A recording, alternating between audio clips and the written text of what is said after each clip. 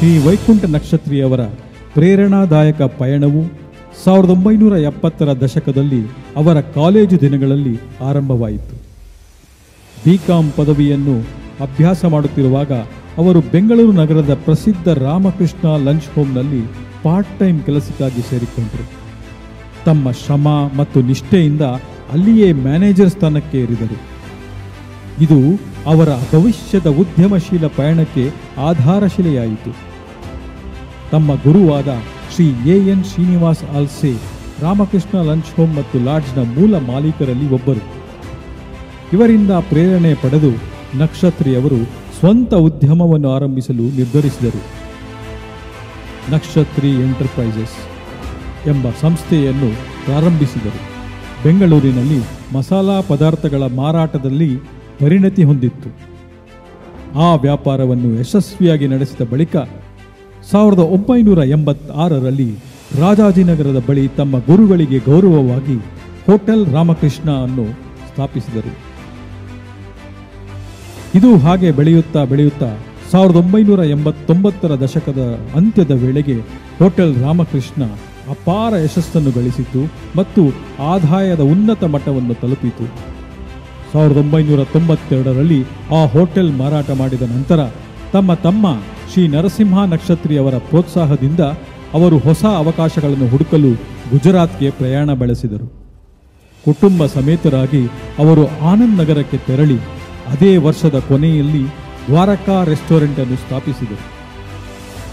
ಹೊಸ ರಾಜ್ಯದಲ್ಲಿ ಪರಿಚಯ ಕಡಿಮೆ ಇದ್ದರೂ ಗುಣಮಟ್ಟ ಮತ್ತು ನೈಜತೆಯ ಬದ್ಧತೆಯು ದ್ವಾರಕಾ ರೆಸ್ಟೋರೆಂಟ್ಗೆ ಜನಪ್ರಿಯ ಹೆಸರು ತಂದಿತು. ಈ ಹೋಟೆಲ್ನಲ್ಲಿ ಭಾರತದ ಮಾಜಿ ಪ್ರಧಾನಮಂತ್ರಿ ಶ್ರೀ ಎಚ್.ಡಿ. ದೇವೇಗೌಡ ಹಾಗೂ NDDB ಸಂಸ್ಥಾಪಕ ಡಾಕ್ಟರ್ ವರ್ಗೀಸ್ ಕುರಿಯನ್ ಸೇರಿದಂತೆ ಅನೇಕ ಗಣ್ಯರ ಆತಿಥ್ಯ ನೀಡಿ ತಮ್ಮ ಗುಣಮಟ್ಟವನ್ನು ಸಾಬೀತುಪಡಿಸಿದರು. ಆದರೆ ವಿಧಿಯಾಟ ಬೇರೆ ಇತ್ತು. 2001ರ ಜನವರಿಯ ಭೂಕಂಪದಿಂದ ನಕ್ಷತ್ರಿಯವರು ಮತ್ತೆ ಬೆಂಗಳೂರಿಗೆ ಮರಳಬೇಕಾಯಿತು. ಆ ವರ್ಷವೇ ಅವರು ಸಿಂಗಾಪುರ ಕನ್ನಡ ಸಂಘದ ಮಾಜಿ ಅಧ್ಯಕ್ಷರಾದ ಶ್ರೀ VT ಶ್ರೀನಿವಾಸ್ ಅವರನ್ನು ಭೇಟಿಯಾಗಿ ಅವರ ಹೊಸ ಹೋಟೆಲ್ ಯೋಜನೆಯ ಆಹ್ವಾನವನ್ನು ಸ್ವೀಕರಿಸಿದರು. ಅವರು ಸಿಂಗಾಪುರಕ್ಕೆ ಬಂದು ಶ್ರೀಸಾಗರ್ ರೆಸ್ಟೋರೆಂಟ್ನಲ್ಲಿ 3 ವರ್ಷಗಳ ಕಾಲ ಕೆಲಸ ಮಾಡಿ ಪರ್ಮನೆಂಟ್ ರೆಸಿಡೆನ್ಸಿಯನ್ನು ಪಡೆದುಕೊಂಡರು. 2006ರಲ್ಲಿ ಅವರು ಟ್ಯಾಂಪನೀಸ್ S11 ಫುಡ್ ಕೋರ್ಟ್ನಲ್ಲಿ ವೆಜ್ಜಿ ಡಿಲೈಟ್ಸ್ ಅನ್ನು ಆರಂಭಿಸಿದರು. ಇಲ್ಲಿ ಅವರು ಸ್ಥಳೀಯರು ಮತ್ತು ಭಾರತೀಯ ಸಮುದಾಯಕ್ಕೆ ಶುದ್ಧ ಸಸ್ಯಾಹಾರಿ ಆಹಾರವನ್ನು ಸುಮಾರು ದಶಕಗಳ ಕಾಲ ಪೂರೈಸಿದರು. 2014ರಲ್ಲಿ ತಮ್ಮ ಸ್ನೇಹಿತರು ಮತ್ತು ಅಭಿಮಾನಿಗಳ ಬೆಂಬಲದಿಂದ ಸ್ವಾಗತ್ ಇಂಡಿಯನ್ ವೆಜಿಟೇರಿಯನ್ ಅನ್ನು ಸ್ಥಾಪಿಸಿ ಪರಂಪರೆಯ ಭಾರತೀಯ ಸಸ್ಯಾಹಾರಿ ಮತ್ತು ಕರ್ನಾಟಕದ ಶುಚಿ ರುಚಿ ಅಡುಗೆಗೆ ತಮ್ಮ ಸೇವೆಯನ್ನು ಮುಂದುವರೆಸಿದರು. ಅವರ ಪತ್ನಿ ಶ್ರೀಮತಿ ಗಾಯತ್ರಿ ನಕ್ಷತ್ರಿ ಅವರು ಜೊತೆಯಾಗಿ ಹೋಟೆಲ್ ವ್ಯವಹಾರದಲ್ಲಿ ಸಕ್ರಿಯವಾಗಿ ಕಾರ್ಯನಿರ್ವಹಿಸುತ್ತಿದ್ದಾರೆ. ಅವರು ಈ ವ್ಯವಹಾರದ ಹಿನ್ನೆಲೆಯ ಶಕ್ತಿ, ಅಡಿಗಲ್ಲು ಮತ್ತು ನಂಬಿಕೆಯುಳ್ಳ ಸಂಗಾತಿ.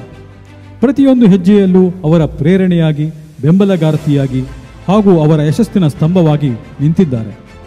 ಅವರ ಪ್ರೀತಿ, ಆತ್ಮವಿಶ್ವಾಸ ಮತ್ತು ಅಚಲವಾದ ಪ್ರೋತ್ಸಾಹವೇ ಈ ಯಶೋಗಾಥೆಯ ಮೂಲಶಕ್ತಿ.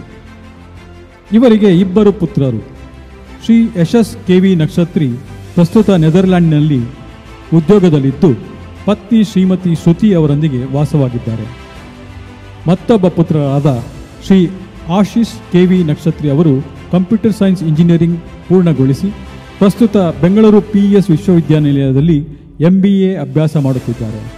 ಇಂದು ಸ್ವಾಗತ್ ರೆಸ್ಟೋರೆಂಟ್ ಕೇವಲ ತಿಂಡಿ ತಾಣವಲ್ಲ, ಅದು ಸಿಂಗಾಪುರದಲ್ಲಿನ ಕನ್ನಡಿಗರು ಮತ್ತು ಸ್ಥಳೀಯರು ನಂಬಿಕೆಯಿಂದ ನೆಚ್ಚಿಕೊಂಡಿರುವ ಸ್ಥಳವಾಗಿದೆ.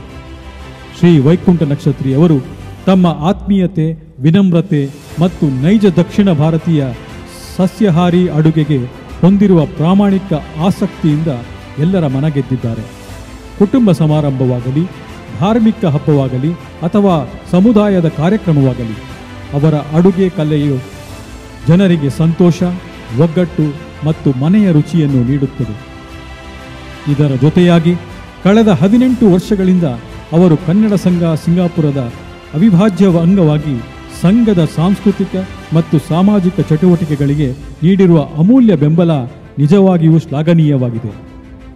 ಅವರ ಸೇವಾ ಭಾವನೆ, ತ್ಯಾಗ ಮತ್ತು ಕನ್ನಡಿಗರ ಪರದ ನಿಷ್ಠೆಗಾಗಿ ಇಂದು ನಾವು ಹೃತ್ಪೂರ್ವಕವಾಗಿ ಅವರನ್ನು ಸಿಂಗಾರ ಸಾಧನಾ ಪ್ರಶಸ್ತಿಯೊಂದಿಗೆ ಗೌರವಿಸುತ್ತಿದ್ದೇವೆ.